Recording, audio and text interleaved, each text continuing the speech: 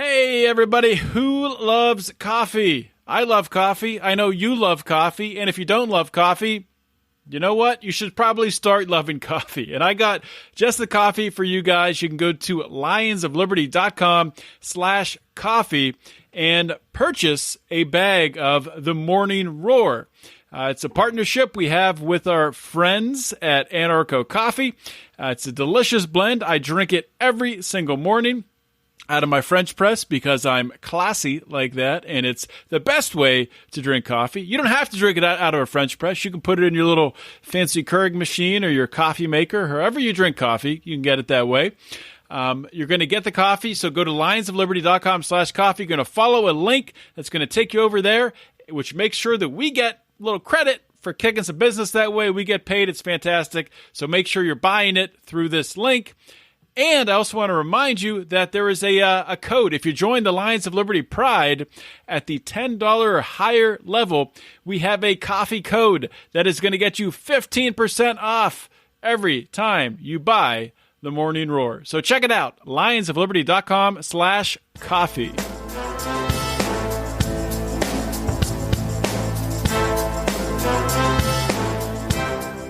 Welcome to Felony Friday, a presentation of the Lions of Liberty podcast.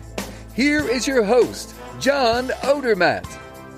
Felons, friends, and freedom lovers, welcome back to another edition of Felony Friday. That's right, your favorite criminal justice reform Friday show in all the entire world. I'm sure of it.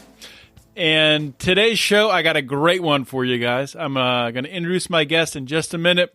Before I do that, I just want to remind you that on Lions of Liberty, we have a variety show format. So we have a show on Mondays that is more libertarian philosophy type stuff with Mark interviewing leaders in the Liberty movement. And on Wednesday, we have more of a laid-back, sort of shooting-off-the-hip show hosted by Brian McWilliams. Occasionally interviews, but a lot of times it's Brian going through current events and giving his perspective, and, of course, the libertarian perspective on current events.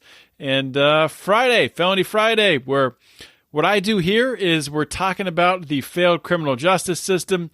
And the most popular format I have here on Felony Friday is one where I bring on individuals who have been through the criminal justice system to share their story, the good, the bad, and the ugly, and to talk about obstacles they overcame.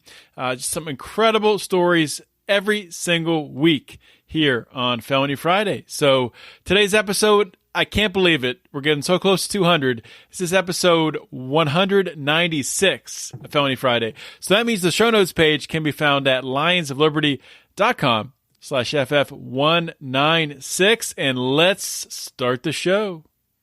My guest today on Felony Friday is Drew Cook. Drew is an addict in recovery. He has noticed in the libertarian community a seeming non-existent perspective when it comes to ending the war on drugs, the perspective that would come from a recovering addict that would have around that. One coming from the point of view of personal responsibility, really. And Drew has a passion behind this, and he's actually launched his own blog. It's called The Clean Libertarian. I'll provide notes to his blog on the show notes page. Recommend you all check it out. Drew, welcome to Felony Friday. Thanks a lot, John. Good to be here, bud. Yeah, man, great to have you on the show, and I'm glad that you reached out. I have had on people in the past who struggle with addiction, but we haven't really dug into like the, how a libertarian who's an addict would really look at the principles behind how libertarians attack the war on drugs. And we've talked about this a little bit in the pre-show chat, and we'll dive into it more during this show. But before we get to that, I like my audience to get a background on you, to get to know you better, what you're all about, sort of your path. So if you could first start out with just sort of letting people know where you grew up, what your formative years were like and stuff like that. Yeah, no problem. So I grew up in Yukon, Oklahoma. It's a little suburb outside of Oklahoma City. And, man, it was just, my entire life. The best way that I can describe it is I never could quite fit in where I stood. No matter what I was doing, no matter what I tried to do, it just never seemed to like pull off really well. Like, so one of the things I like to talk about whenever I get asked to share my story anywhere is the fact that like when I was, my dad was a big time football jock, and like I really wanted to emulate him a lot when I was a kid. And so I tried out for football, but when you're like a chubby kid running up and down the field, it's not too much fun. So I just kind of didn't do the sports thing. I tried skateboarding, broke both my wrists, and I still can't do an ollie to this day, if you can believe that. But man, I everything I tried to do, it just never could quite fit with me. And I started getting sent to these psychiatric doctors because my parents were like, "Yeah, there's something wrong with this boy. You know, he doesn't act right." And this was around the time of the experimental behavioral medication for ADD and ADHD. Yeah. And so, like, how old were you? Sorry to interrupt, but how old were you during you're this time good. Thing? Yeah. I was about 12 or 13. I believe. I could be wrong on that, but I believe. And they ran me through the usual gauntlet of medications, and they finally wound me up on one called Dexedrine. And I remember taking this pill and feeling like Superman. Like, I finally felt good. You know, I finally looked in the mirror and I was okay with that guy that I saw. Didn't stop me from acting like a weirdo. We were talking about it in before the show, but like on one of those articles I posted, I talk about sneaking downstairs and getting into my dad's carton of cigarettes. And I did that completely wired on this behavioral medication when I was a kid. And so I got it instilled in my head that in order for me to feel okay on the inside, I need something on the outside. And thus began the life of a drug addict. And so, you know, I did what I did. I chased what I chased throughout my juvenile and adult years until I finally wound up in the rooms of recovery and learned about some personal responsibility and how to work the steps.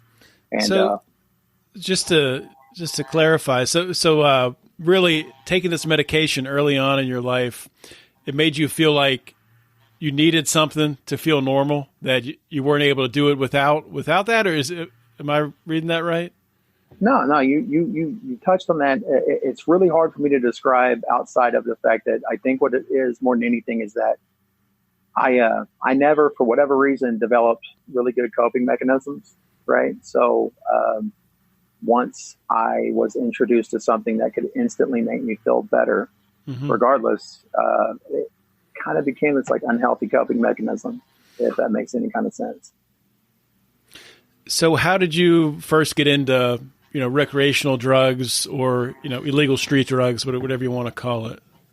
I remember like the first time I smoked pot, I was actually, my mom was real strict, but we were Southern Baptist, and so she let me go to all these church functions, and I met a friend there, and he was like, "Hey, come stay the night at my house." And I asked my mom for permission. She said it was cool. We went over there, and he had some weed, some pot, and it's the first time I smoked weed. And I grew up in the real hardcore dare era, where just Ronald Reagan's war on drugs, just say no, all of that. Yeah, man. After school specials, and so I'm thinking that this pot is going to be like just as bad as heroin, I'm running the risk of overdose, or whatever else. And I grew up the same way, man. I had the exact same background. First time I saw pot, I thought I was seeing like heroin, honestly. Like I thought it was like just as bad. I'm like, oh my God. Yeah. It's wild. The vilification that they did with that, but that particular substance. And I don't know if you had much the same thought as I did, but when I did it, and the worst it was like I had the munchies and I was like really tired and paranoid. I was like, if they're lying about this, they're lying about everything else. And I kind of maintained that. And so from that day on, I never had any kind of fear or nervousness whatsoever about trying anything that was put in front of me. And that was reflected very much so, as I progressed throughout my addiction. So you started out with marijuana, obviously. I think even people today who are, I would say advocates of the war on drugs still recognize that marijuana is probably the safest drug. But did you make your way into some harder drugs from there? Yeah. I tried everything, and I don't want to try to like paint myself out as being some kind of like Hunter S. Thompson type of cat, but it's just I just wanted what I wanted was to not be in my own skin, right? And every avenue that I could find to get out of reality and into an altered state of consciousness or being, I chose to do that, and that took me through, I believe, every known drug that was in my neck of the woods, and so what started out as recreational drug use and having fun on the weekends turned into having fun on the weeknights, and that turned into having fun during the workday. And then what started out as just having fun ultimately ended up being about chasing oblivion, just numbing, and I don't really know if I could pinpoint, for you where that happened. I don't know if I could tell you on this day, John, it stopped being about fun. I just know that it happened. And when it happened, I really didn't see a way out, And so what ended up, what ultimately ended up happening is out here we have detox facilities and obviously jail. That's why we're here. And I went through the jail system, criminal justice system. I ended up catching some charges, caught 2 felonies for attempting to obtain CDS by forgery, which is just fancy terminology for, forging a prescription. And, the state had lots and lots of suggestions about what I needed to do to fix my life, but none of it worked. Just curious, how did they catch you with that? Did you have an actual doctor's pad that you were forging a prescription on, or like what? Yeah, it was something that was handed to me by people that I knew at the time, and I don't know how they got it. I don't know how they did all that, but I just remember being in the pharmacy and talking to the pharmacist and just chatting it up, like nothing's wrong. Everything's going great. Just waiting on my prescription. And I remember feeling a hand on my shoulder and hearing the words, put your hands on the counter and don't make any sudden moves. And just looking at that pharmacist, like, you gotta be kidding me. Like, you're good. They kept me there. They knew what was going to go down. And, yeah. So how much time did you end up serving, or? I lucked out. I lucked out. The first offense, I didn't learn my lesson the first time. I got the same charge twice. The first offense, I got deferred sentence, which is just like, hey, be good. Gave me like some light community service and stuff like that. They said, be good for a certain amount of time and this all goes away. About a year later, almost to the day exactly, I caught my second charge. And then that was looking like it was going to be a lot of prison time, just so happened I had the same damn judge who last time he had told me, don't ever come back in here again. And here I was. And I don't know what the majority of your viewers, like what that demographic is like, or the listeners, but or what they believe in. But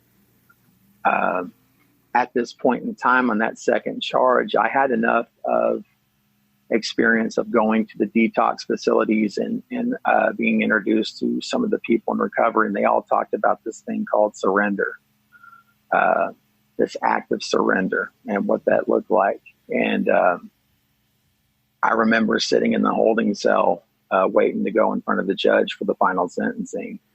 And I remember hitting my knees, and I don't know who or what it was I was praying to, I don't know specifically what that was. I just remember saying, whatever needs to happen here, let's just do it, and come to find out, the DA and my public defender were actually golfing buddies, and they cooked up this really sweet deal. And I got a second chance. And yeah, it was a gift. That was a gift. I got to walk free that day. And I got community sentencing, which is kind of like it's supervised probation, but it's a little bit on the lighter side, you know? So, yeah, it was a good deal.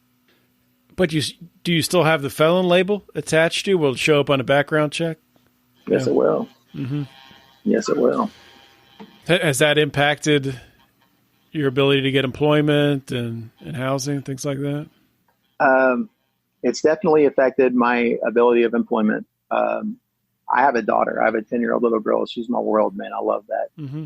That little girl. And we just a couple months ago went and did the back to school. And, one of the things I wanted to do was volunteer to come up there. They have a little local, I think they're called watchdogs. And it's just dads who volunteer their time to walk around the school and make sure nobody comes in or anything like that. And I was denied on account of my background. And that kind of sucks, man. Wow. Like I can't participate in my kid's school because of that. I suspect, although I do not know, that there's been a couple of promotions I've been passed up for. I have pretty strong suspicions for that, but on account of my background. Mm-hmm. And I do know that there's definitely been at least 4 jobs that I've applied for that I was denied on the grounds of my background. So was that a turning point for you, that second arrest, or at what point did you start to take sobriety seriously? Did you? This one of the things that happened to me, I was in jail, and I was calling my mom. At this point, I think I had like 3 months clean, right? So I'm calling my mom. My mom had, when I was out there using, she had gotten temporary custody of my daughter through the court system.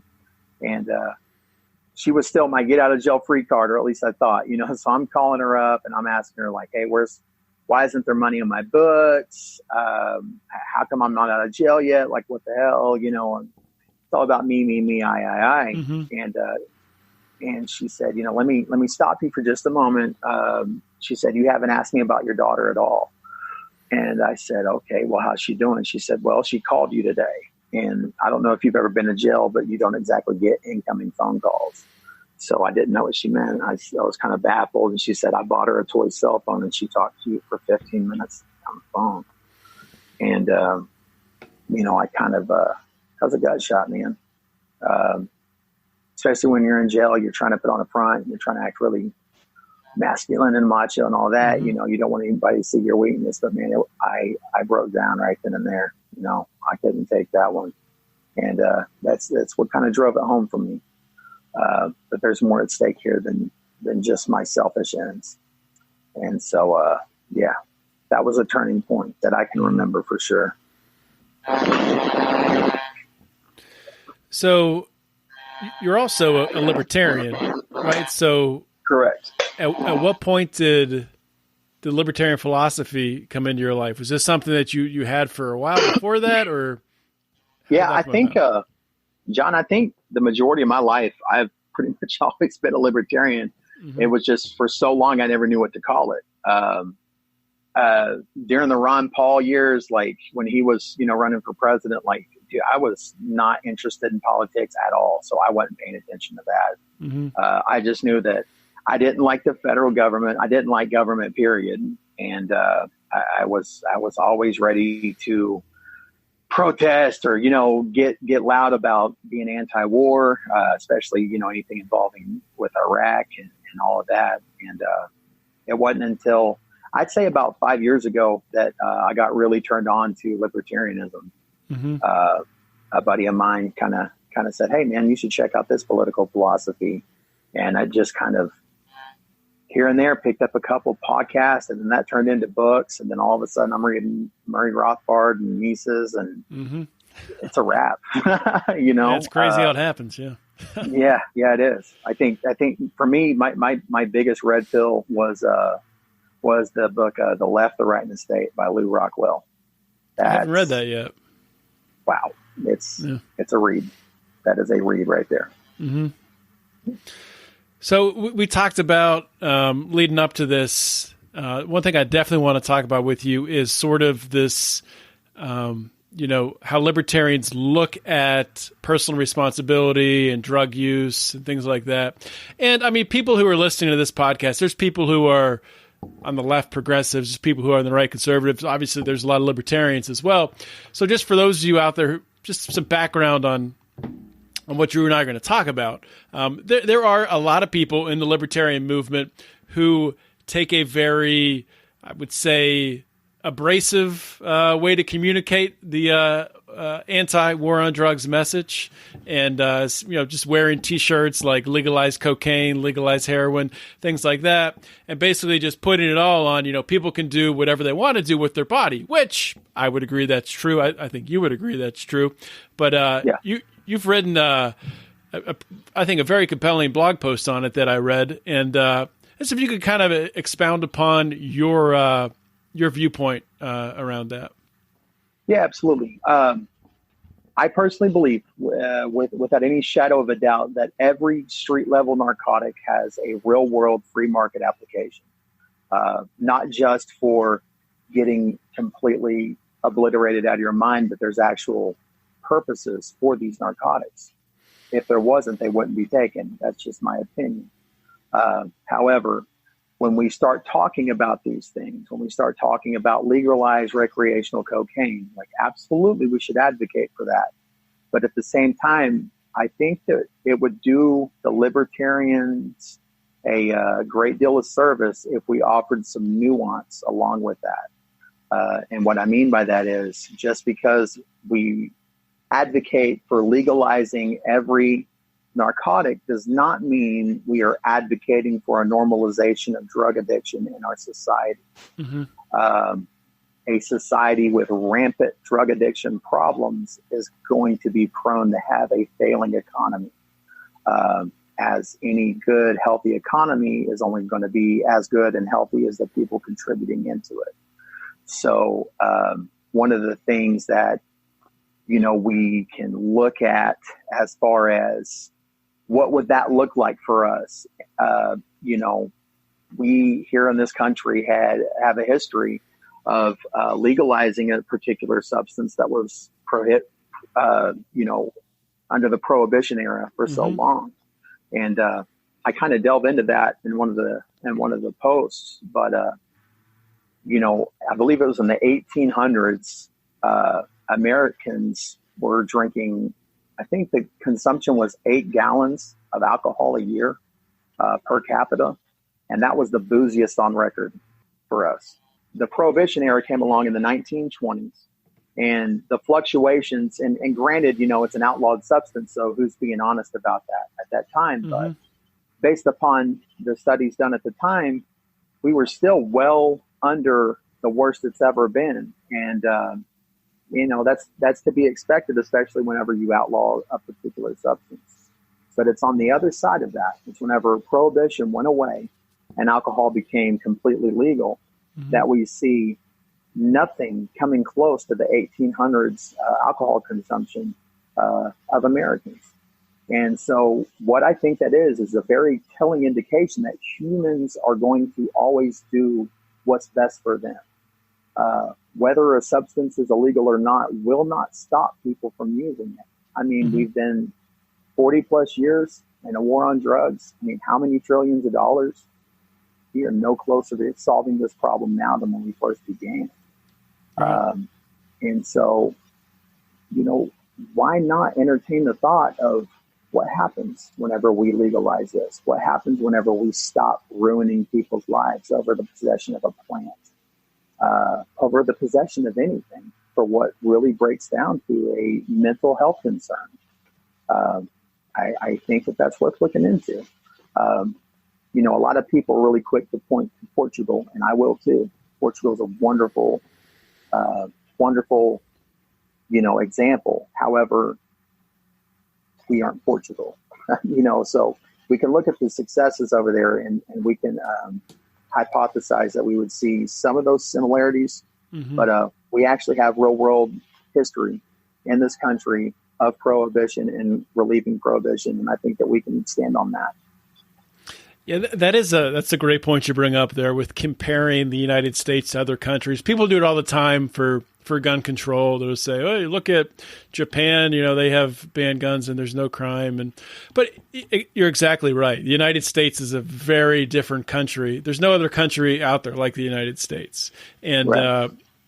I don't think I don't know if legalizing drugs the way that Portugal has or decriminalizing drugs the way that Portugal has would have the exact same. Of course, it wouldn't have the exact same. I don't even know if it would have a similar outcome. There might be some rough patches for a while. I'm not sure. But like the way I like to bring this up to people, especially those who aren't libertarians, is, and we're seeing it happen more and more, and it's very tragic, is we see it with overdoses.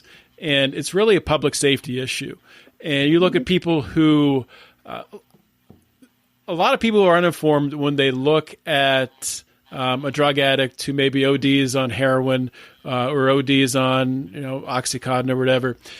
They think it's just that drug that caused the overdose. When right. I'm sure, as you know, in reality, it's actually most of the time a tainted drug, or the dosage of the drug is different than they're used to, or they just got out of prison and they haven't been taking the drug for a while and get more than they are able to for their body to process. And it's really a quality issue, and the quality issue is created by the black market. And a example of this, a very tragic example of this, happened in Pittsburgh a couple weeks ago. I actually talked about it on last week's episode, so I won't go into detail, but a lot of people look at cocaine as a fairly safe drug. You don't hear about people ODing on cocaine. It's sort of a white-collar drug. People on Wall Street use it.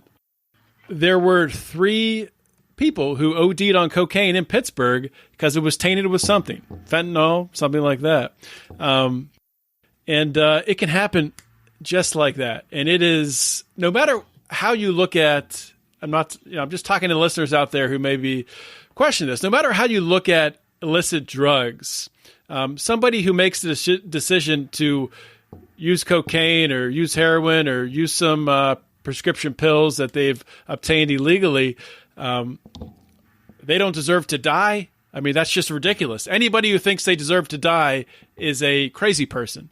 So why would you not want to fix this quality issue? And the only way to do that is by bringing this out of the back alleys and legalizing it. That's right. 100%. Currently there's no recourse for the consumer whatsoever. You buy a tainted product, you buy a tainted product. 9 times out of 10, you're not going to find that drug dealer, who did it or proving it is another story altogether. However, if I'm able to walk into, let's say, a CVS and I buy a product and I have a receipt for that product, and I go home and I ingest it, and that product that I ingest or consume or however, whatever method that I use is different from what is labeled, I now have grounds for taking a case against them and having an advocate in the court system and letting, a judge decide, because currently, man, if you OD and die, you OD and die. And it's a sad thing, especially for those of us who go into recovery. It's a reality if we see that, constantly. And you have to wonder how many of these people would still be walking around today if they were able to know 100% what dosage, what milligram, what contents were in their drug that they were using. But you also have to wonder how many of these people would still be here if they were able to sit down and have a rational, realistic conversation with a pharmacist about the drug that they were intending to purchase and consume, rather than, hey, this is good stuff, man, be careful. I mean, that's the extent that you will get from the dope house, rather than, hey, listen, if you've been taking these other medications within the last, week, or if you are dehydrated, or if you haven't eaten, like, these are the side effects that you can expect to see. And so this is a safe way to use this drug. There's a lot of net positives that could happen if legalization were to occur. Curious to get your perspective on something. I don't know if you had this experience in your past, but people refer to marijuana as a gateway drug, which I don't really like to use.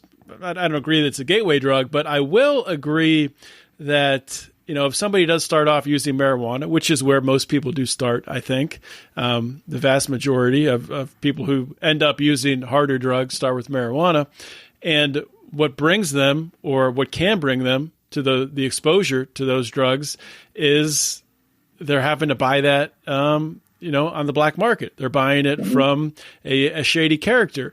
And those shady characters, drug dealers, are not just going to be selling only marijuana. They're also going to be selling pills, also whatever else. So do you think that sort of does kind of the black market, because marijuana is illegal along with the other things, sort of makes it into a de facto sort of gateway drug? I think it's just the fact that you demonize something for so long, you vilify it, and for whatever reason, somebody smokes their first bowl or their first joint, whatever the case may be, and they realize it's not such a bad thing. You've now given them a ticket into the counterculture.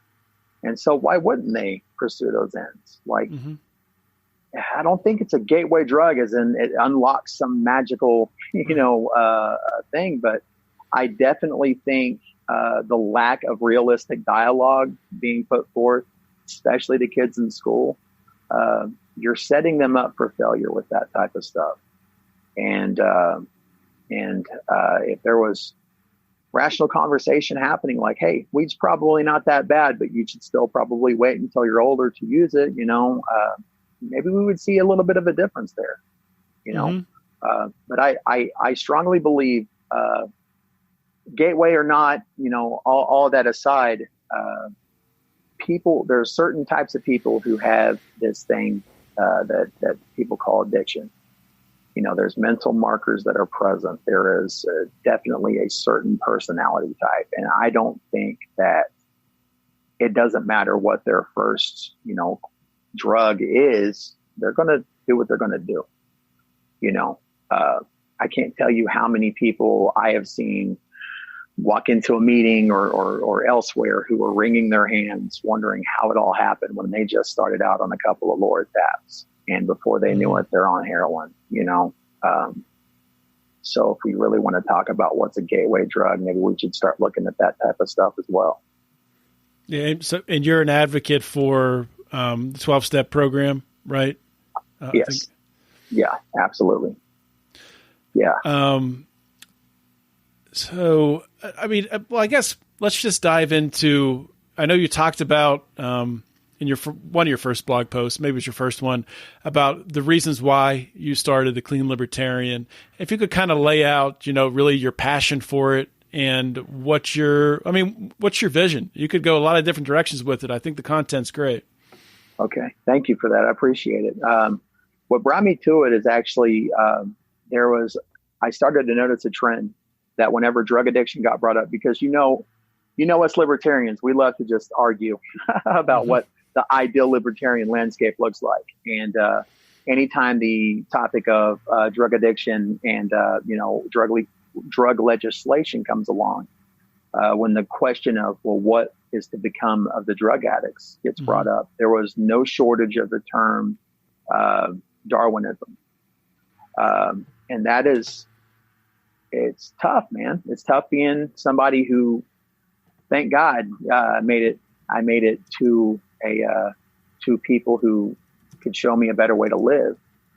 And thank God Darwinism didn't have to take effect in order for my life to change, or my family's life to change for that matter. I think that if we were to have realistic dialogue about what we could expect in said libertarian society, free from legislation involving narcotics, that maybe we could bring more people into the fold of this movement, and maybe we could bring some more nuance to this topic as well, that hasn't yet been realized. And so that's kind of the breeding ground for the website, for the blog. I kicked the idea around for a long time before I actually did something about it, and I just kind of started doing it. More than anything, though, the ultimate end goal isn't to get everybody to come like the page or share the content. I just want to see people talk about it. I want to be able to see widespread, rational discussion, which is maybe a tall order in the liberty movement at times, but I would like to see that involving drug addiction and recovery. You know, a lot of times we like to talk about why the state shouldn't get involved in that type of thing is because people should have their ability to have self-determination and, you know, freedom of consumption of whatever they so choose. But the reality of the situation is that the state's solution, when it boils down, is to lock you in a cage, label you a felon, hammer you with tons of fines to where 9 times out of 10, you're going to be right back in prison because you can't pay that stuff. And ultimately what they're going to do is force you to go to a 12-step program, you know? So at the end of the day, the state themselves are admitting we don't have a solution.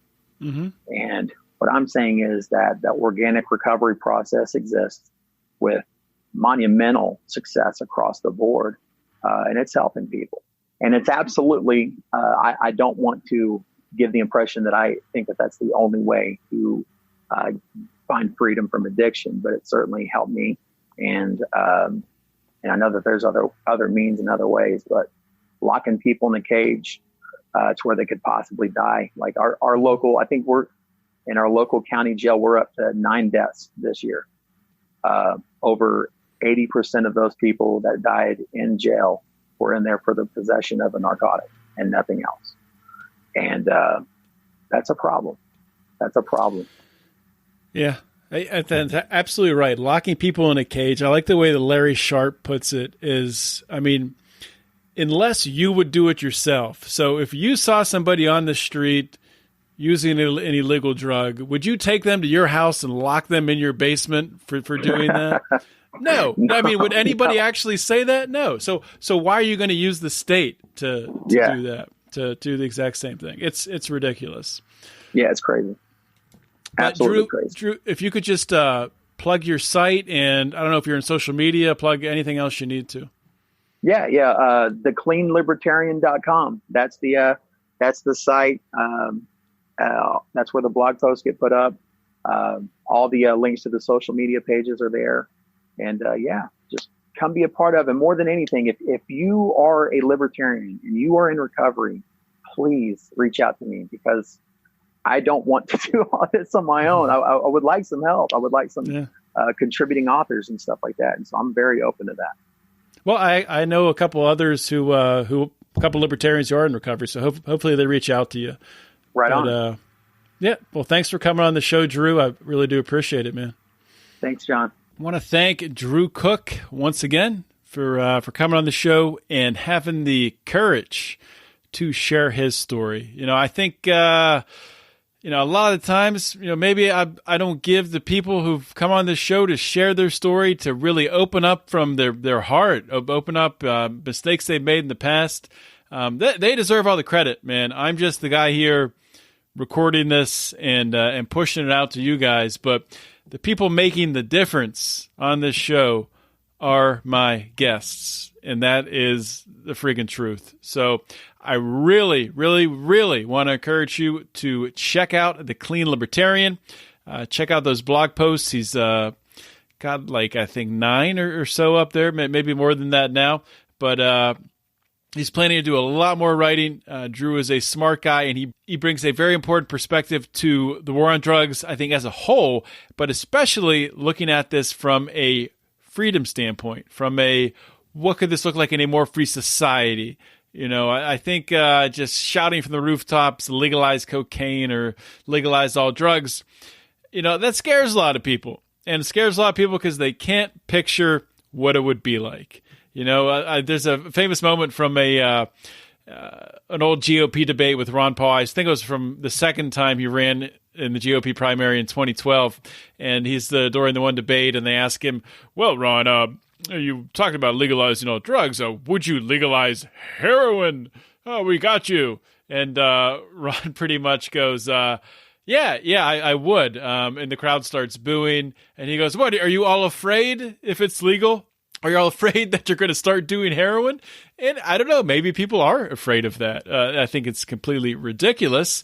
The market would be, honestly, it's hard to even imagine what it would be like in this country with drugs legalized. One thing I can promise you is you would have much safer products. You would have much, much less, a vast amount fewer of overdoses, almost down to zero.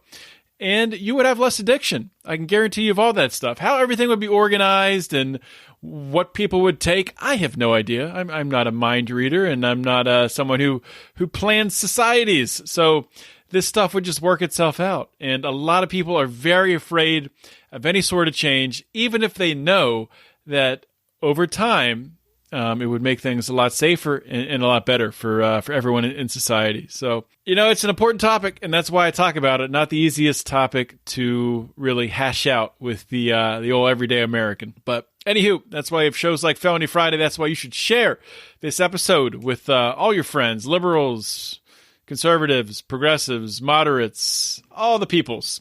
Share this up. Send them the link to the podcatcher you're using. You can just go and share it from there. You can share it. This will be on YouTube as well, just the audio. I don't think we'll have the video. Or you can share it on Facebook. We post this on our Facebook page, Lions of Liberty. We'll post it on Twitter. And, of course, you can always talk about this episode. Any of the stuff we talk about on Lions of Liberty, any of our episodes are always posted in our Lions of Liberty forum, along with all kinds of other stuff that we talk about there. It's on Facebook. You can find it by going to the old Facebook, punching Lions of Liberty Forum in the search bar at the top. It pops up. You click join. We look at your face. If you have a real face and not a cartoon profile picture, we probably let you in. There's one question you have to answer. If you don't answer the one question, you won't get in either. So do that. And I've rambled for long enough. One more thing. Join the Lions of Liberty Pride by going to patreon.com/Lions of Liberty. Join it if you like this, and if you want to support us, and if you want us to, really improve this show, make it better, add more stuff to it, then guess what? We need your support. So patreon.com/Lions of Liberty. You guys are awesome. Thank you so much for listening. This is John Odermatt signing off. Always remember to keep your head up and the fires of liberty burning.